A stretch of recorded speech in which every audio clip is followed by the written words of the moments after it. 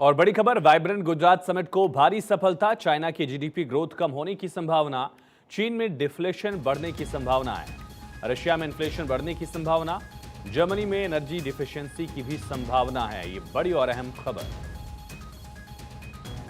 China में deflation बढ़ने की संभावना, हालांकि भारत के लिए गुजरात का वाइब्रेंट गुजरात समिट एक किक स्टार्ट के लिए, आयु कहें कि और आगे बढ़ने के लिए अहम कदम हो सकता है।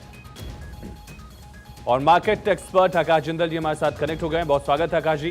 किस तरह से वाइब्रेंट गुजरात का रोल होने वाला है गुजरात की इकोनॉमी में, भारत की इकोनॉमी में, और चाइना में डिफ्लेशन बढ़ने की संभावना को किस तरह से आप देख रहे हैं?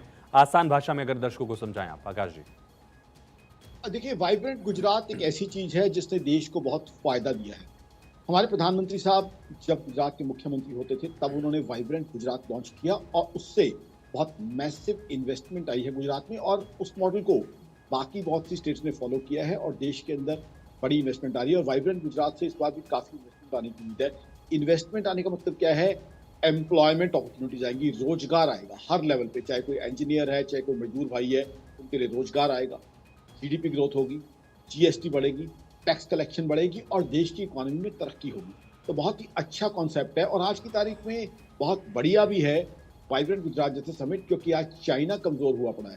चाइना जो हमारा कभी कॉम्पिटिटर हुआ करता था एफडीआई के मामले में और फॉरेन फ्लोज के मामले में, आज कमजोर हुआ पड़ा है। वहाँ डिफ्लेशन का इशू है जो आपने राइटली पॉइंट आउट किया।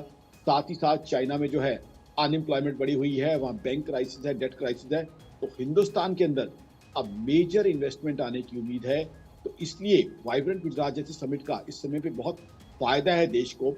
आज हम सब जानते हैं कि दुनिया एक स्लो डाउन के थ्रू गुजर रही है, क्योंकि दो जियोपॉलिटिकल इश्यूज है, रशिया यूक्रेन वॉर है, इजराइल हमास इशू है, बीच में रेड सी का इशू भी हुआ।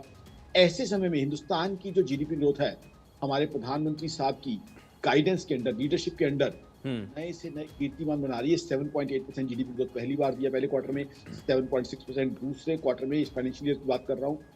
अब 7% से ऊपर की उम्मीद है मेरी ऑर्गेनाइजेशन आकाश.in की, और पूरे साल की 7% से ऊपर की संभावना जताई जा रही है।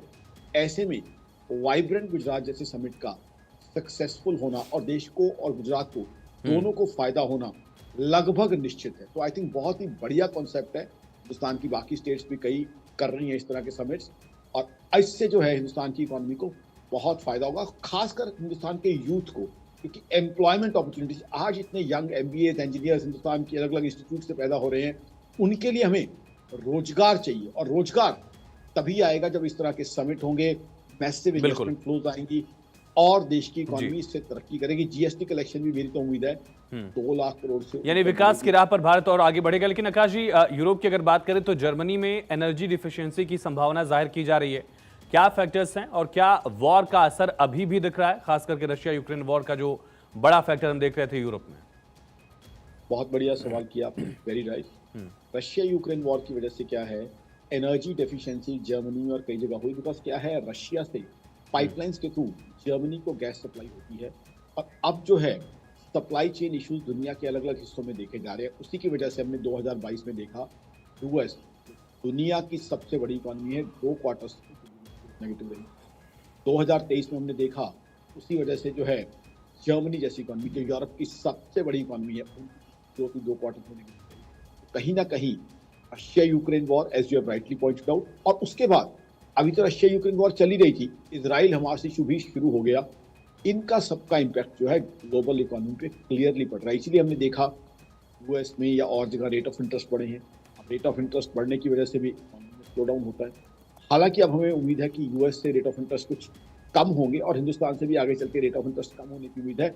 बट फिलहाल एक चीज क्लियर है, दुनिया का एक बड़ा हिस्सा जो है स्लो डाउन का शिकार है और दुनिया की कुछ इकोनॉमीज रिसेशन की शिकार है। तो ऐसे समय में हिंदुस्तान क्योंकि तेजी पे आगे बढ़ता जा रहा है, ग्रोथ कर रहा है, अच्छे रिकॉर्ड बना रहा है, ऐसे में ग्लोबल फ्लोज का इंडिया आना काफी हद तक तय है, क्योंकि प्रधानमंत्री मोदी का नेतृत्व दुनिया देख रही है और दुनिया उसको जो है आज शेड्यूल कर रही है। जिस तरीके से प्रधानमंत्री साहब ने हिंदुस्तान की इकोनॉमी को और हिंदुस्तान को दिशा सही दी है। बहुत शुक्रिया आकाश जी आपका जुड़ने के लिए, अहम जानकारी हमारे दर्शकों से आसान भाषा में साझा करने के लिए।